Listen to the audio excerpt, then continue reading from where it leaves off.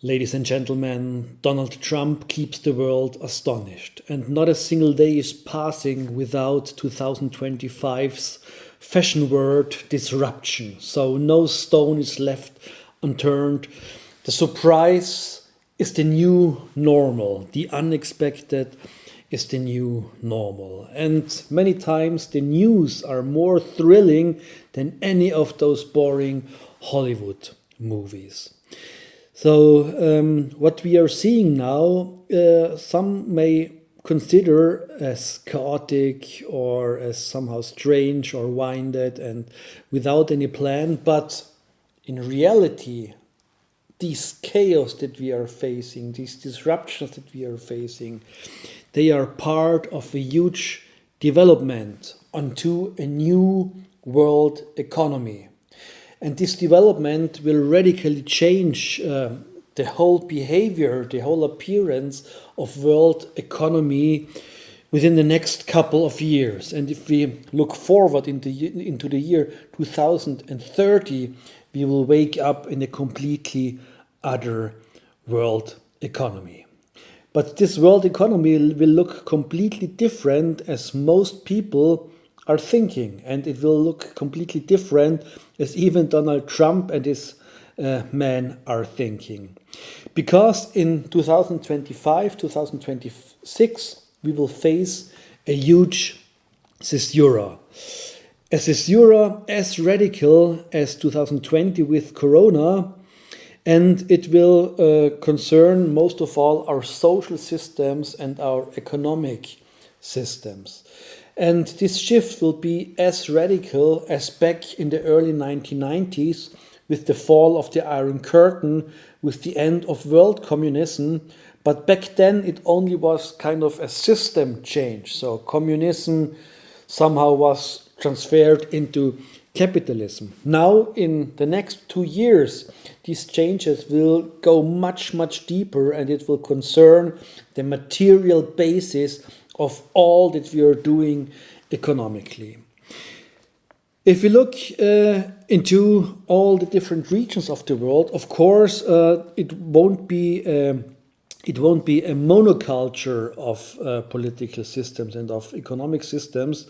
It will be very diverse. It will be very varied, because now the time of the revaluation of all values is starting. And one part of this development is a shift.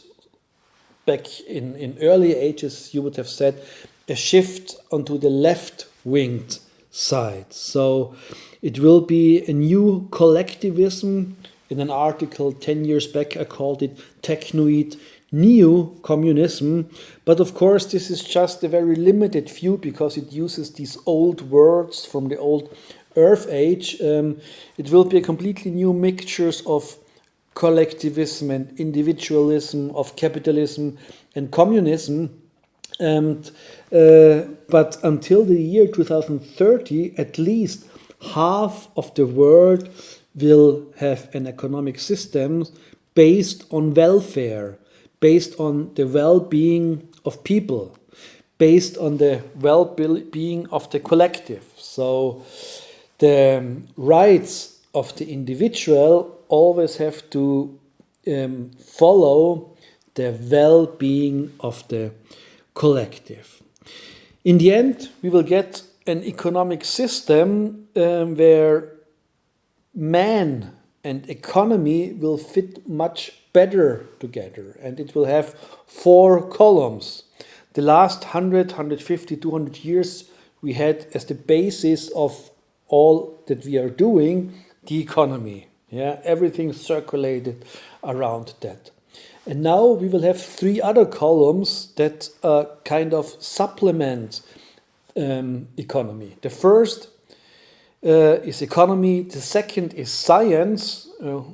Those two already had a strong connection, a strong relationship for many decades. But then the third column will be art, and the fourth column will be spirituality. And all 4 together will coil the appearance of world economy in the next couple of decades. So if we hear this quite positive vision, some may say, oh, that's strange and it doesn't fit at all with what is happening at the moment in the USA, because it's kind of a return to predatory capitalism with all the things that the Trump administration is doing, all these progresses that we had in social fields, in ecological fields, even in democratic participation. It seems like we all are going back decades or even centuries. Some people even consider it as the return of the power politics of the 19th century. But the meaning of all this is that now, with this over-exaggeration of the old capitalism, many countries and regions in the world are thinking over it, and they go into distance to the USA, which is very important to form a new multipolar power system in our world.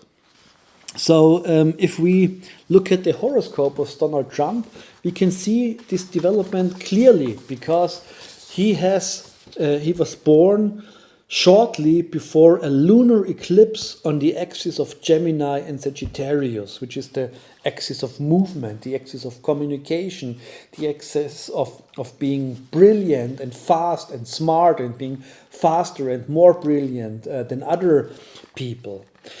And if it's around a lunar eclipse, then of course these forces, these powers get very mighty. Yeah, so they get like over-exaggerated. Like, for example, Marx, he was born at the solar eclipse in Taurus, and so all these material values, all these material topics, they got over-exaggerated. Now with Trump, lunar eclipse on the axis Gemini to Sagittarius, we see this communication and smartness and fastness and speed being over-exaggerated. So kind of the trickster of communication, who can kind of do magic by words, and who can promise many different things, and the next day everything is completely different. So it's very fast and very fast moving. And this lunar eclipse happened exactly on the planet Uranus. Uranus, the master of disruption, the master of innovation, the master of radical changes, of revolutions. So this disruptive element is a very close part of the success factors of Donald Trump. And in addition, all this happens on the fixed stars of Orion. Yeah, Orion, there in the sky, this galactic structure which stands for the warrior, for the red warrior with the red face and the red head, and who gets angry very fast and who gets emotional very fast and who wants to fight for his personal sense of justice. So we see that in the end, what happens now, all this strange communication disruption is nothing else than Donald Trump realizing his horoscope. And very interestingly, if we look at the people that he built around himself, especially his two major companions, J.D. Vance and Elon Musk, we see it here on the group horoscope or Niederwieser relationship chart. This is a revolutionary technique that I've developed 20 years ago to analyze very complex relationships and patterns within or between different horoscopes. And here in the inner circle we have Donald Trump, the horoscope, and in the outer circle we have in blue Elon Musk, and in red J.D. Vance. So we can see very clearly what those two guys are extending in the personality of Donald Trump. So Elon Musk in blue, he has his Venus exactly on the Uranus of Donald Trump. So Musk is elongating Trump's sense for being original, for being a genius, for disrupting, for breaking down things, for being surprising. So Uranus also stands for electricity and for electronics and for all these very, very new technologies of the future. And here Elon Musk is kind of fulfilling these personality cravings of Donald Trump. And the second planet, Elon Musk has Sun and even Mercury and ascendant on the Mercury of Donald Trump. So he helps him to appear very smart, very brave, very intelligent. So you can see Musk in the horoscope of Trump, he should make him look smarter, more future-oriented, more radical. On the other hand, J.D. Vance, he is the man, let's say, for the dirty jobs, because the sun, the Leo sun of J.D. Vance is exactly conjuncting the Pluto of Donald Trump, and his ascendant is exactly conjuncting the Mars of Donald Trump. Mars and Pluto, the two fighters, the two warriors in the horoscopes, those that go into battle, those that also do nasty things, those that also make a clear cut and are not afraid of insulting people or grabbing into wounds. So this is the job that J.D. Vance will do for Donald Trump. If we look into the future, we will see that all these radical disruptions, the Department of Governmental Efficiency, all these radical cuts in the public system, of course, the first 2-3 years, it may seem quite successful, because on short term, you can save much spendings without seeing the effect immediately. But starting in 2028, it will start that we also see the negative sides of all these reforms, so let's say revolution in the public sector. And it seems that by trying to make America great again, they will reach, on long term, they will reach the opposite. So Trump in the end is a catalyst for this development that in the 21st century, the world power nation is not the US anymore like in the 20th century,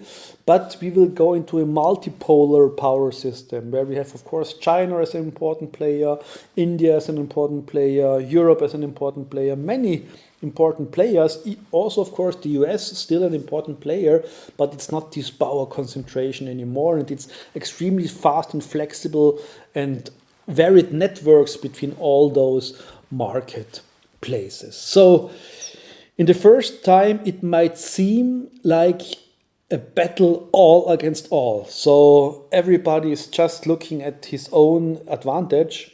But on long term, this battle all against all will lead into a cooperation, everybody with everybody. So we don't have these fixed, let's say, brotherhoods between nations anymore like we had between the US and Europe in the past, but everybody is searching flexible networks. And these very egocentric America First politics of Donald Trump, it will lead to the situation that many nations, many countries around the world that had very strong trade relationships with the US, that they will search other partners, that they are starting to organize their economies around the USA, that they will get independent from the USA. And this will lead us into this multipolar power system of the future. Especially the BRICS countries, the BRICS nations, they now are going to reposition themselves extremely fast. They will turn their heads away from turbo capitalism and they, let's say, will focus more on the economy of welfare and the economy of well-being. So how might this look like? So I have a couple of very, very interesting examples that will reveal us much about our world future.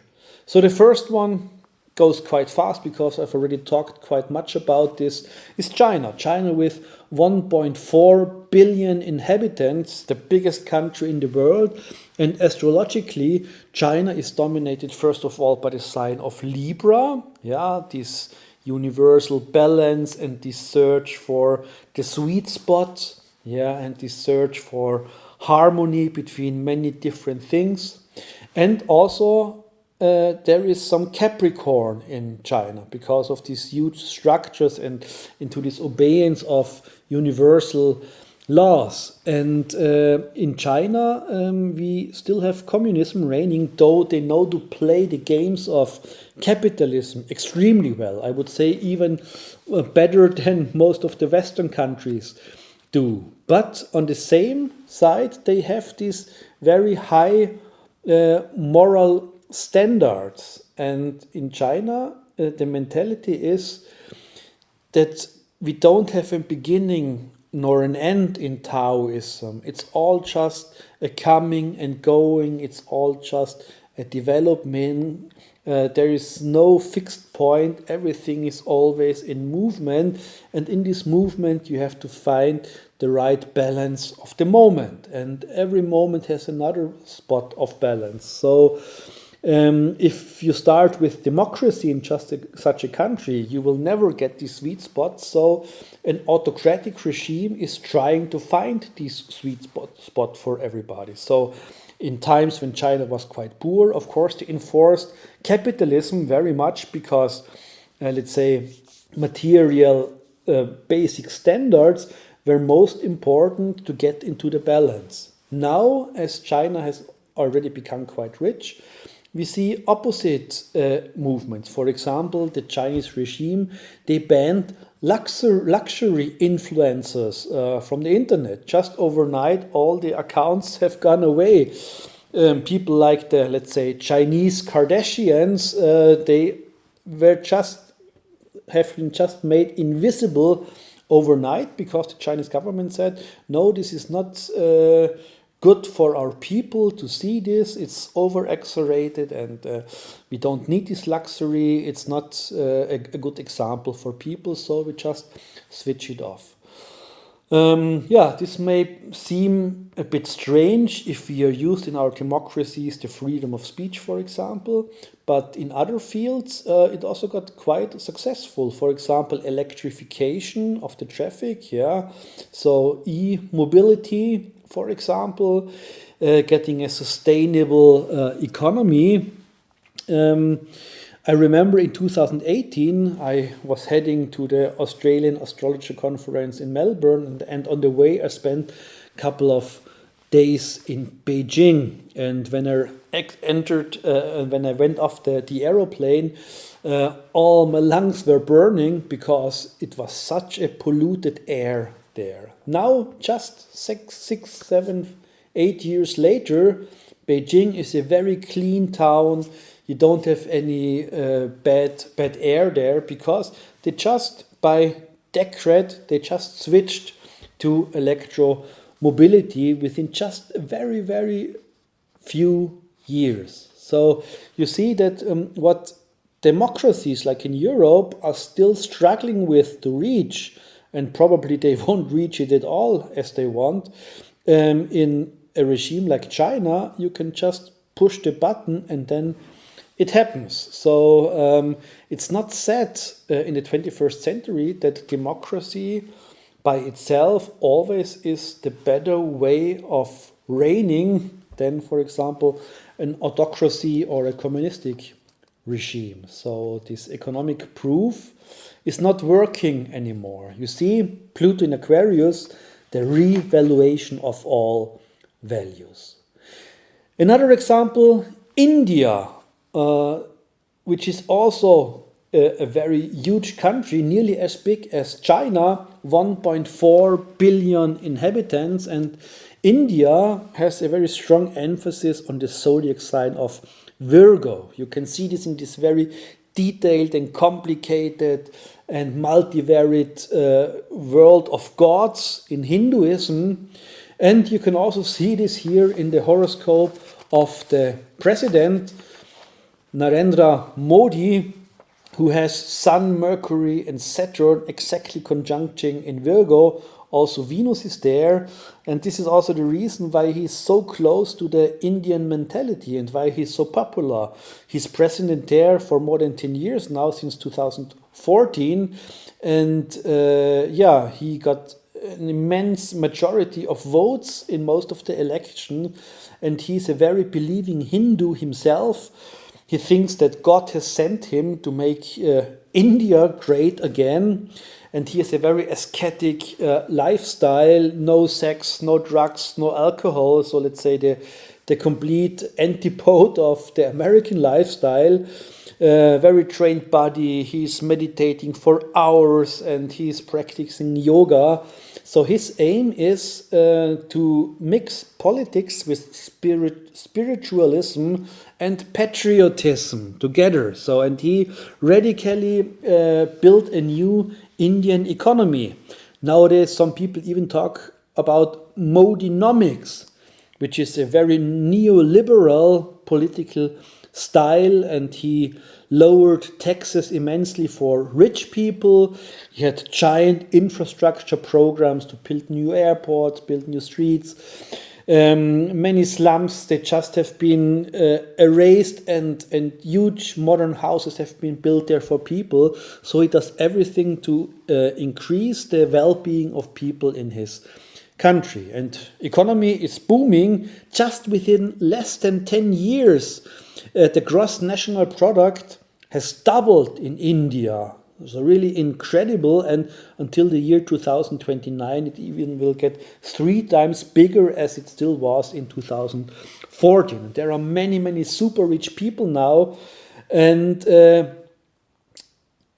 many could think, okay, then this society is getting now more and more egoistic, but the opposite is the case, because all these super rich people, they are rooted deeply in Hinduism, and they believe in reincarnation, and they believe in karma, and their major target of their life is to minimize bad karma and to maximize good karma. So from all the money that they inherit, they spend huge amount on welfare projects. For example, they build many universities or schools where poor people can study for free, or they make, let's say, huge kitchens that cook for hundreds or thousands of school children in their town. So it's really for them their highest target to use their money for something meaningful, to use their money to improve the well-being of people, to make and create a better world. So you see, this is a very interesting approach, how this, let's say, communism or welfare economy is now getting deeper and deeper into our world economy. One way is the autocratic system in China that strongly emphasizes collectivism. Another one is this very spiritual economy in India. I mean, of course, Modi is also a character that is quite ambivalent. Yeah, for example, he's labeled as quite right-winged. It's said that he allowed mass murders of Muslims done by Hindus. Freedom of speech is very limited. It's a very autocratic system. And I mean, Gandhi, he has worked for years to, let's say, secularize India, to make it a more worldly nation. And now this is kind of a way back to a nationalistic Hindu state. But you see, good and bad in the age of Pluto in Aquarius, in the air age, it doesn't count anymore. It's the revaluation of all values, and you won't find something clearly good or clearly bad. Everything is kind of ambivalent. But here we also can see this nostalgia of people, this craving of people for, let's say, strong leadership, for a strong leader, or for a god who tells us what to do. And Modi, he is block-free, so he has friends everywhere. He is embracing with the American president, as well as with Putin, or as well as with Xi Jinping in China. So he has good relationships, good networks in any parts of the world. Third example, the Islam. Yeah, so Islam has a very strong dominance of the zodiac sign of Cancer. Yeah, you can see it already, the logo, the half moon, which is the symbol for the Cancer, and also the foundation of the Islam, which was the Hijra, this was when Mohammed moved to Mecca, this started 2 days after the new moon in Cancer. And Islam is the second biggest religion in our world. It has 2 billion people are believing into it. And in Islam, right, in the Sharia, interests are forbidden. The riba is forbidden. You are not allowed to take interest rates, and you are not allowed to pay interest rates, because any kind of passive income is forbidden, is immoral in Islam. It's one of the 7 major sins in the Quran, because interest rates, Muhammad said, are an instrument for suppression of people. The rich get richer and the poor get poorer without any work involved. So it's and big unproductive parts of economy, they get bigger and bigger just because of interest rates. So being rich in Islam is okay, but just if you've reached it by very hard work. But it's immoral and it's a sin if you reached your wealth just by luck or by coincidence, if you reached your luck by high interest rates or speculation or too high prices, or if you reached it by gambling. So the target of this religion is justice for all the people. And you see also here we have this element of welfare very deeply rooted into Islam culture. Another example is Africa. As I've already stated, now in the middle of the 2020s, the golden years of Africa will start. So Africa suffered extremely under the colonization, the past decades, even the past centuries. But now all the vital forces, they get liberalized. And so Africa now year by year will play an even more important role in world economy. It will increase and rise immensely. So Africa, of course, is a very diverse and a very multifaceted continent, even much more than, for example, America or even Europe. But there is one common element in most of the African cultures, and this is the dominance of family. So if you are rich in Africa, you are also have a huge responsibility for your whole family, and not just for your kids and your wife, no, for any kind of relatives. And most times these are hundreds and hundreds of people. So the one who is rich, he is supporting everybody, not just the brother, but even, let's say, the son of the daughter of the brother of the sister, for example. And so this also is a common element of welfare economy of all the African nations. So you see all these huge culture regions in our world. Until now, they have been labeled as third world or as development countries, and Europe and the US just dominated the whole globe. But now they are getting their parts of power, and they will also make the roots of their culture flourish. So this will influence us into the direction of a new welfare economy, world economy. And the last small but extremely interesting example is Bhutan, a small kingdom in the Himalaya, only 800,000 inhabitants, a Buddhistic country. And in Bhutan, for centuries, happiness is deeply embedded in the constitution. Already in 1629 there was written, if a government isn't able to create happiness for its people, then there is no reason for the existence of this government. So only by this simple but very clear sentence you can substitute 10,000s of paragraphs and regulations and laws in our law books, because if you just cope with this single sentence, then most of the problems are gone automatically. And in 1979, the king of Bhutan, he created the term of the gross national happiness. He was asked in an international interview, so how big is your gross national product? So how rich is your country? How is the economy in your country? And he said, I don't know and I don't care, because for us much more important is the gross national happiness. And since in the early 2000s, it started that they even operationalized and measured this happiness by questionnaires, and all the laws, all the activities of the state always has to comply with these columns of the gross national happiness. So the first column is psychic well-being for all the people. The second is health for all the people. Then the third is the usage of time, or we would call it something like work-life balance. Yeah. The fourth is education for everybody, free education. The fifth column is cultural diversity. Then we have political participation, we have vitality of the community, and we have ecological diversity. Yeah.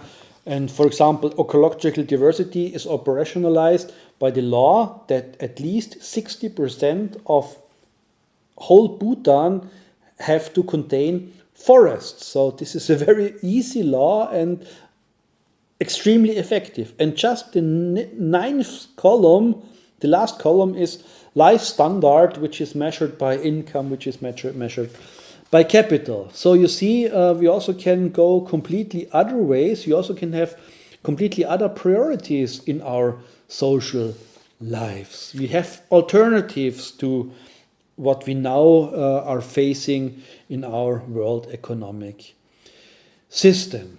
Yeah, similar approaches we also know in the West. For example, in the 1980s, this construct of the balanced scorecard started. So controllers of huge companies have said, maybe it's a bit too narrow if we only focus ourselves on the financial perspective of a company, if we only focus on those financial indicators like turnover or like profit and so on, liquidity, debts and so on. But we also have to extend this financial perspective. First of all, the perspective of our customers, if they are satisfied.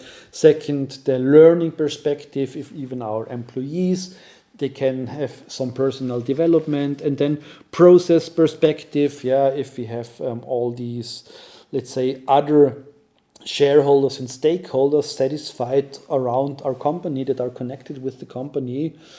In Europe, especially in the German-speaking countries, we also have this welfare economy balance on solidarity and justice, for example, on ecological sustainability, on transparency and participation of decisions, for example.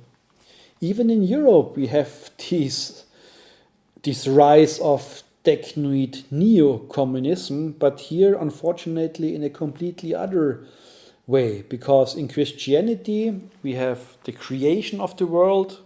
God created the world within 7 days. And then we have the end of the world, the apocalypse. So the time between is limited. It's not that we have unlimited time, like in Taoism or like in Buddhism. We have limited time, and so we have to use this limited time very effectively. And this is also one cause of this Protestantic working moral. Work hard, work much, use the time, always have the clock in your neck. And this leads to a strange situation, because now as our economic system reaches its limit, we are switching to a kind of public economy, to a kind of state economy. In Europe, last week, they decided to make new debts for weapons and for warfare of 800 billion euros. So at the moment, most countries spend around 2% of their gross national product, which is already immensely. And now many countries said, oh, it's not sufficient. We need 5% of our gross national product. 5% of our gross national product, not on our public household, but the gross national product. So 5% of the gross national product is around 50%. It's about half of our public households. So do we want to spend every second euro just for warfare? It's incredible. Whatever it takes. Somehow this reminds me on the times of Corona, whatever it takes. But in the end, these decisions, these debts, they suck away our life energies. Because we all will pay these debts. Every single one of us. First of all, everybody will pay it by an immense increase of inflation. Yeah, we will have a second wave of inflation caused by these debts. So butter, bread, eggs, everything will get much, much more expensive, which is especially problematic for all of us who don't have many things. We will pay it with the interest rates of our credits. So if you bought a house on credit and it was quite difficult already to finance it, and you bought it at these quite high prices at the end of the real estate bubble 2-3 years ago, then you already now can say goodbye to your house. And of course, future generations will pay this. Yeah, we have public quotes, states quotes in Europe, Germany, for example, Austria, of 50 and more percent. This is just incredible. 500,000 of people working in the public sector, 500,000 more just compared to the times before Corona. 40% of inhabitants, they are retired and they get their pension, or they get social welfare from the state. So in the end, this is not Technoid Neo-Communism in Germany, because it's not so advanced already. It's more like a Proto-Digital Neo-Communism. So we see many examples from all across the world leading into a new world economy of welfare and of well-being for the people. So a real alternative to the old predatory capitalism, to this system that, especially in the USA at the moment, is kind of over-exaggerated again. So the last Caesar times of turbo capitalism before it finally will crush. And a new economy will come. A new economy based on 4 columns. Economy, science, art, and spirituality. So we see a bright future is approaching for all of us. Let's go this path together as one mankind. Thank you.